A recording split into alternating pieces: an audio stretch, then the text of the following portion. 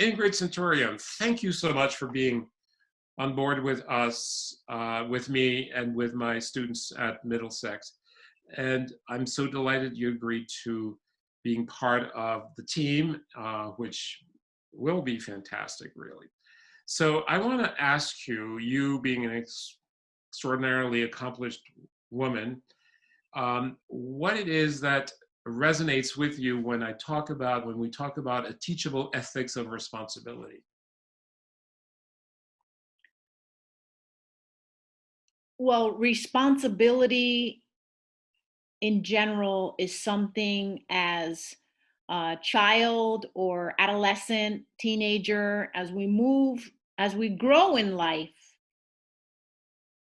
many of us really don't understand what responsibility in general is for your actions. And we have to learn that. And some people who may even be grown adults still do not accept responsibility for their actions. So I wanted to take this to a deeper level, and I'm very fascinated with ethics and responsibility, and teaching this as young as possible will make us all more responsible, respectable, and better human beings and Americans in today's society. Yes, very, very good. You and I have had these discussions about teaching life skills to students and to kids, actually, even our kids, our neighbors' kids, whenever we come into contact with them. Now, Immanuel Kant talked about skills, rules of skills, as being important, and life skills are the most important skills of all skills because your life depends on them. And I want you to expand on this, if you would, just a little bit, if you can. Well, when it comes to life skills, there are basic skills we need to function every day. And then there are survival skills that you need to have based on your environment, your background, right?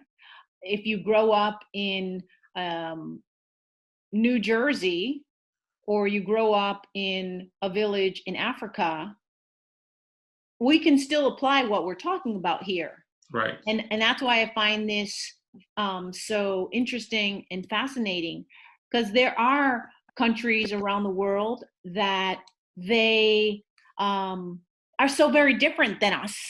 And if we can teach young Americans the ethics at an early age, and learning about our history and our culture, this is what forms us as American citizens. And this is what makes us so different than so many people around the world.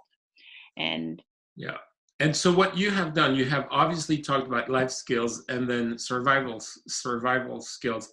And in a way, I think they are connected, and they are, maybe I would say that survival skills are part of life skills.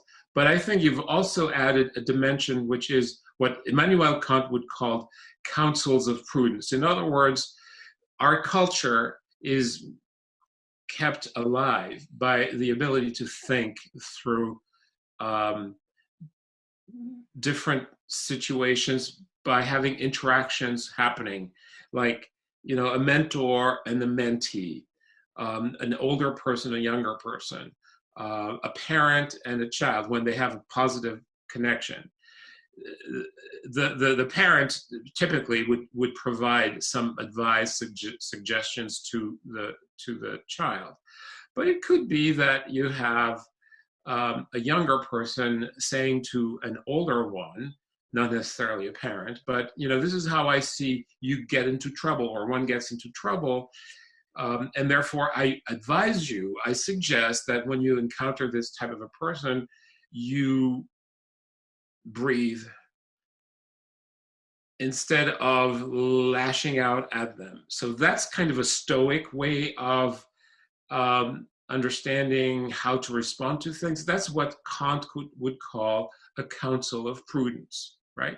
It's not a life skill per se. It's not a survival skill, although maybe in a way it can be seen as one, but it is a sort of counsel of prudence. So what I think we're getting at using Kant and using your examples is a sort of integration of these various aspects of ethics, because it's all part of ethics, into a workable American synthesis.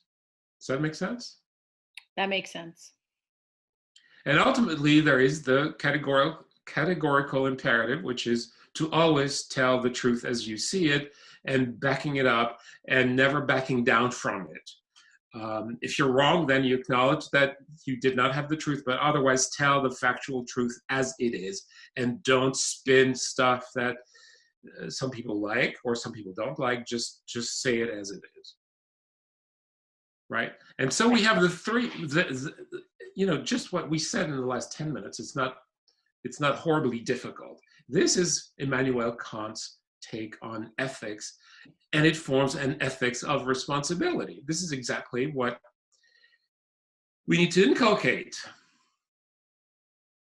And this can be very challenging for some individuals throughout their whole lives. There's children that are very honest with their parents. And why is that? Because they don't fear them.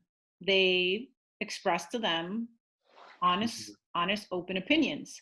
Then you may have other children that if they share their honest, open opinion, their parent may lash out at them. So they have to survive. And so that's when they may start, they start fabricating things because that person can't accept the truth. And this is what I'm saying about there's life skills, but then there's survival skills. And, to say that you have, the most ultimate level of integrity, we all have, we might share a small lie, right? It's not a big lie, but integrity and being honest about things. Okay. I see what you're saying. And you know what? We have less than a minute left. Right. So we're going to wrap it up. We're going to wrap it up. Hopefully it's all recorded and I can grab it and then send it to the students. And I just want to thank you very much for this participation. This is just the beginning of the series of exchanges we're going to have with you and the students. Thank you so much. Okay. Thank you.